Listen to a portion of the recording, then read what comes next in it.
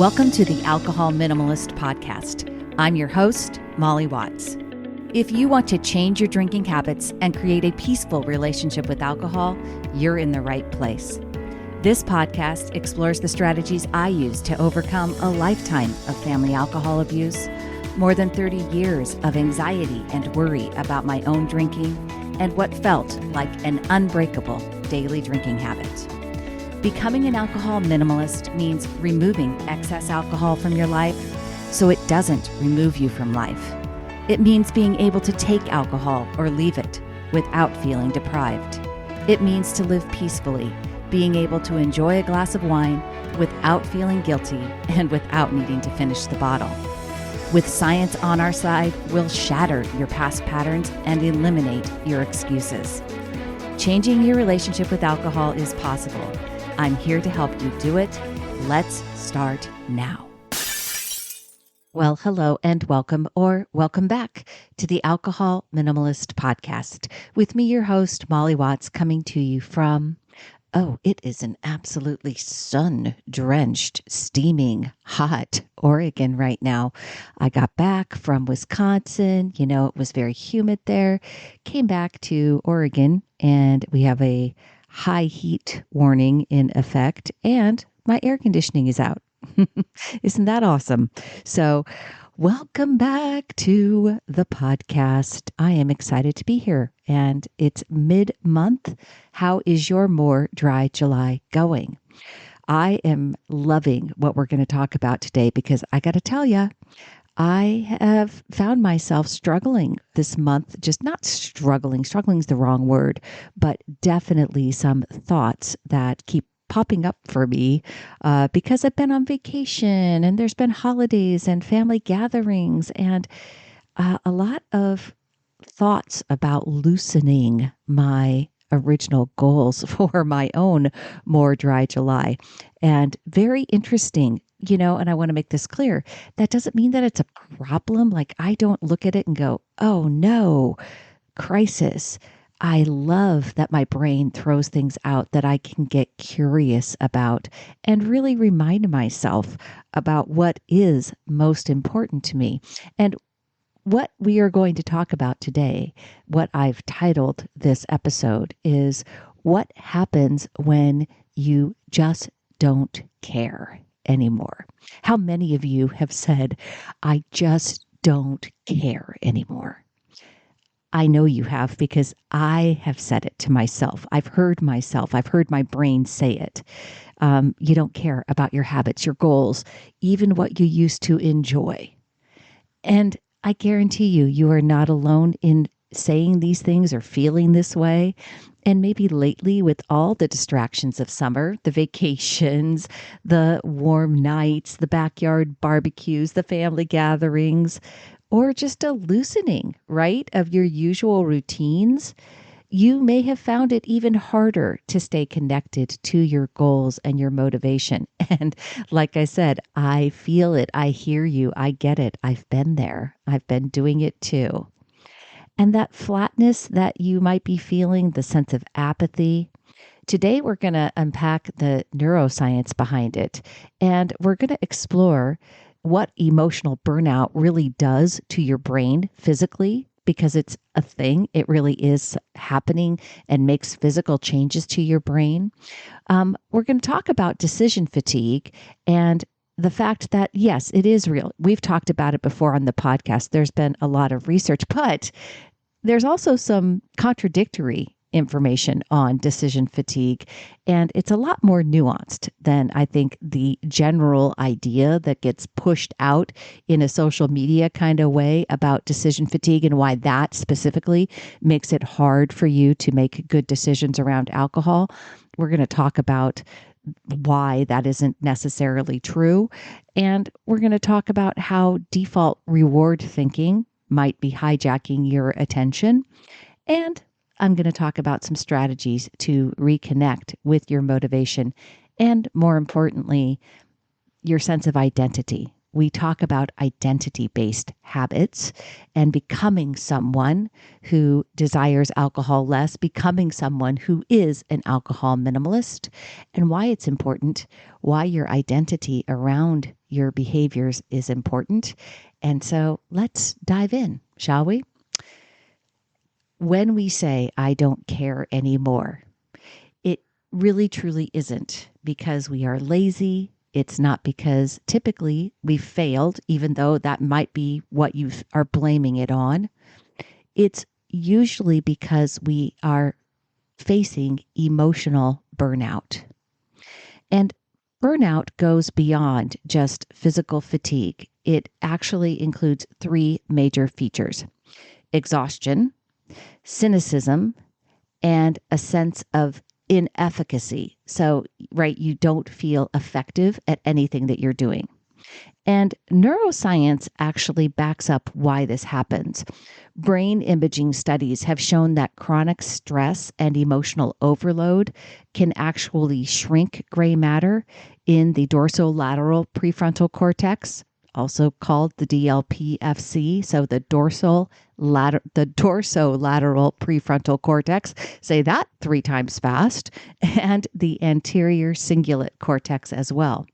And these are key regions in the brain that are involved in attention, impulse control, and of course, our long-term planning, our executive function, right? It's that big part of our beautiful, brilliant human brains that I say all the time that actually makes us uniquely human. And when those areas of the brain are compromised, it gets harder to follow through on our goals, our good intentions, our long-range identity habits. The executive function that usually supports your best self can get clouded. And that's not weakness, that's actually just biology, right? It's your brain signaling you that you need to take some evasive action. When we feel emotionally burned out, we have to reconnect with our identity. Because when your habits are anchored to who you believe you are, motivation becomes more resilient. But when burnout severs that connection, you can feel adrift. You feel that you just don't care anymore. You might still care, but you just can't feel it, right? And that is an identity shift, an identity drift. In summer, especially, when your usual anchors, right? So maybe your schedule, you're off schedule because you're on vacation. You are doing things differently. The days are longer. Your kids aren't going to bed as early as they usually do. These usual anchors get us unhooked, and we can feel like we are, afloat, adrift without a rudder. Let's talk a little bit about decision fatigue. For years, we have heard that self-control is like a muscle and it gets depleted, right? You've heard this. I know you have. More recent meta-analyses, there was actually a 2023 review of over 100 studies, suggest that decision fatigue isn't as universal or straightforward as we once thought. And it turns out it's more about context. If your brain is making rushed, high-stake decisions when you're tired, distracted, or emotionally taxed, of course you'll default to easier or less optimal choices.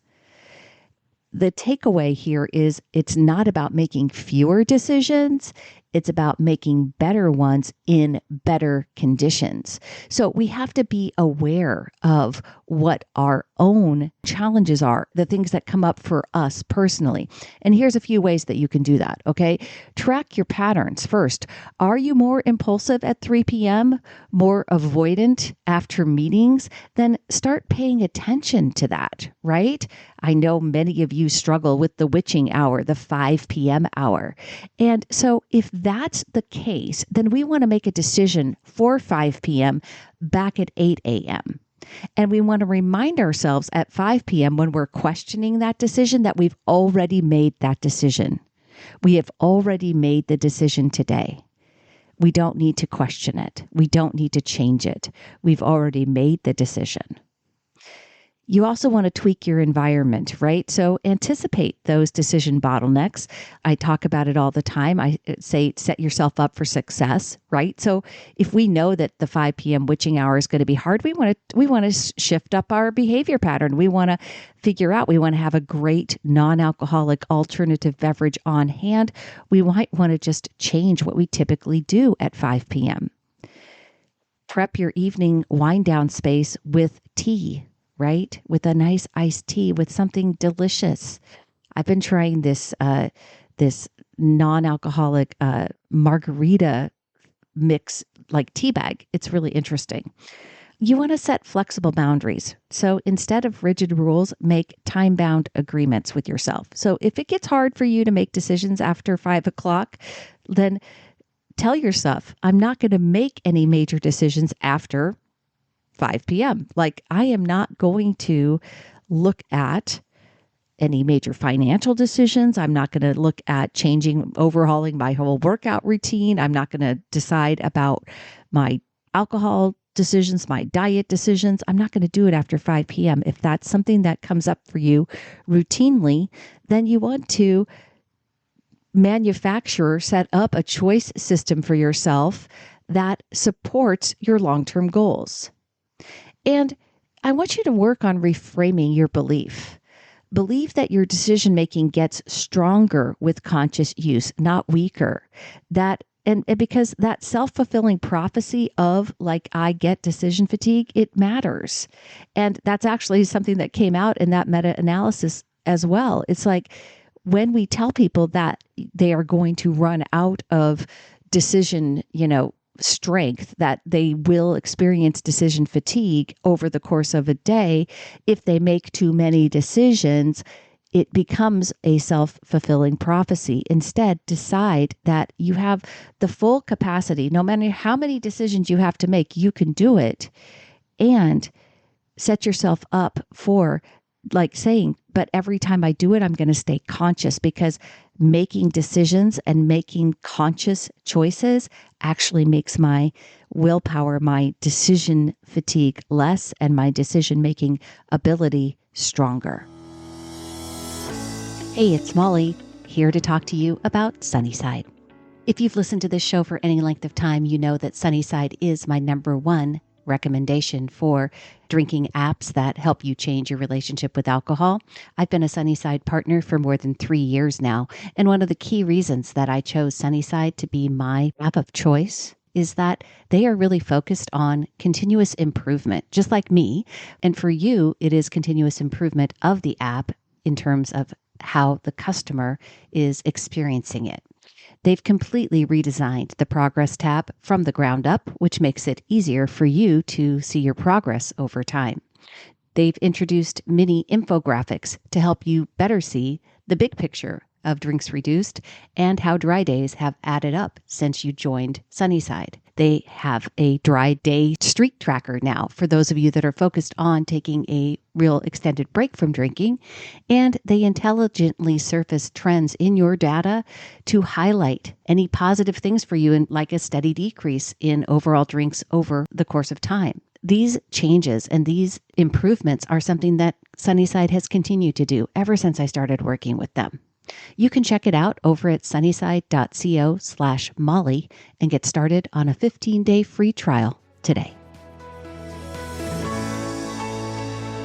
Now let's pivot to the idea of rewards and reward habits. All right? Especially those subconscious beliefs that many of us hold on to, like wine is how I unwind. I've earned this. I've deserve a treat. This is alcohol core belief, that alcohol is a reward. These are some of the thoughts that support it. In burnout, your brain doesn't want to problem solve. It wants quick relief. And it often pulls the fastest, easiest memory from your past, a behavior that triggered dopamine before, right? So that's how scrolling, snacking, or even sipping on your favorite alcoholic beverage becomes a reward habit. They are identity shortcuts. Even if you no longer want to be that person who drinks habitually, who drinks on a nightly basis, who always looks to wine to help them unwind, your brain still thinks that's who you are. So what do? We have to interrupt the autopilot. And we do it not by punishing the old habit, but by reconnecting to a better version of ourselves. Here are 5 science-backed strategies to build your motivation and your identity, especially when you catch yourself saying, I just don't care anymore.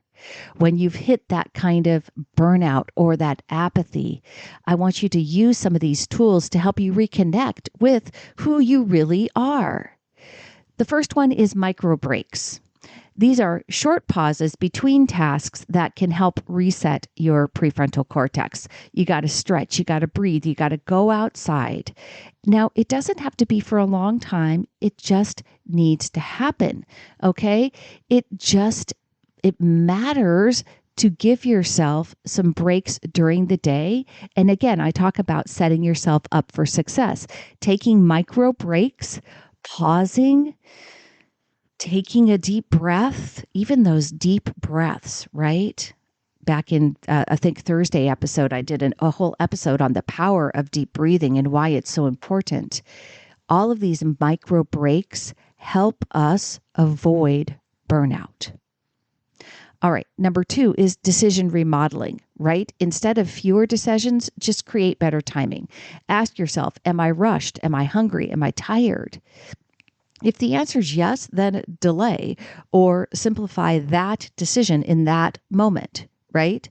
Remind yourself, I have the ability to make decisions even when I am hungry, tired, or feeling rushed, but I am going to set myself up for success in a way that delays a major decision for when I am not feeling any of these things.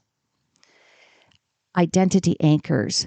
When motivation is low, use affirmations that are tied to your long-term goals, to the value, who you are becoming. I'm someone who shows up. I value peace. I am someone who is learning how to desire alcohol less. Repetition re-engages that self-concept, right? And I tell people, I use the phrase, have many reasons, make them strong, and revisit them often. So whatever it looks like for you to remind yourself of who you are becoming, who you want to be in those moments when your burnout brain starts saying, I don't care, remind yourself that's not actually true. I do care. And this is who I am. I'm someone who shows up. I value peace. And this discomfort, this moment where my brain's telling me that I don't care, that isn't the real me. That's not true. Definitely look at planning some satisfying alternatives, right? Instead of numbing habits, schedule small, joyful habits, music, walking, journaling. Make these habits just as important as the habits that maybe don't feel so fun, right? So working out, super important to me. Important because I know how it helps me. And after the fact, I always feel better. But does it necessarily bring me joy when I think about it? Not up front. It feels like more of a task, like something I have to do. But if I schedule some joy, some music to listen to, for me, I reward myself with audiobooks. I love listening to a good audiobook. And it isn't something that I can spend a lot of time doing. Typically, it's like when I'm falling asleep. So if I really want to enjoy something or if I really want to focus on it, I need to schedule that. And that's okay. And scheduling that joy is a way to help us avoid burnout. Make these little satisfying alternatives consistent, easy, and just something that's not dramatic in any way, but helps us feel at peace and to avoid that burnout. I talked before about balancing dopamine. We want to avoid stacking high stimulus activities. We want to start our day with some low stimulus activities, like with light, stillness, or movement, and build a dopamine ramp that rewards effort and not just relief. So these aren't hacks. These are habit scaffolding, if you think about it this way. We're building tools to support a brain that doesn't just get overloaded and overburdened and overwhelmed, but it gets ready to reconnect with what's really important to us. So if you felt like apathy has kind of crept in this summer, especially during the vacations and the parties and the holidays, you're not failing. You're just adapting, and it's okay. The constant disconnect from your habits, it can wear on your mental clarity more than you realize. But with small, brain-aligned changes, little micro breaks, decision awareness, some identity reminders, you can reignite caring, and you can feel and remember, not just say it, not just say, but I do care. You'll actually remind yourself, and you will feel like, I actually care.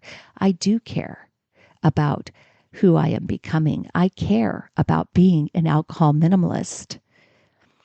Now, remember, your brain isn't broken. There isn't something wrong with you, not even when you've decided and made a goal for more dry July. And then you find yourself like at conflict because all of a sudden you've had this plan in place and then you're like, but I want to do this. I just don't care about that goal that I had. That's not the truth of it all. You just have to remember that your brain's asking for some better conditions. It's asking you to re-engage and to reconnect with who you really are. And you might need to look at some options for micro breaks or decision awareness and really create an environment that supports a better brain, a better life, and really a better relationship with alcohol too. A better relationship with yourself. All right, my friends, that is all I have for you this Monday. Don't forget, get curious with yourself. Don't get upset if you've gone astray off your goals, even during the first half of the month. You got a whole second half of the month, and you can achieve something that's more dry July or more than what you did in the first half of the month, right? That's a reframing. Do it that way.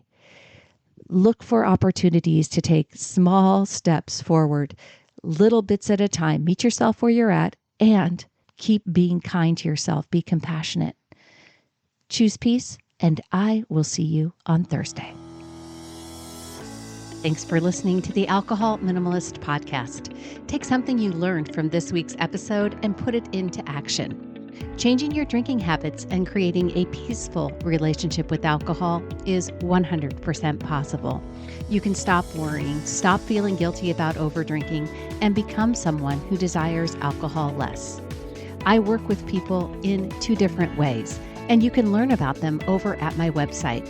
Go to www.mollywatts.com/workwithme or reach out to me directly. Shoot me an email, molly@mollywatts.com.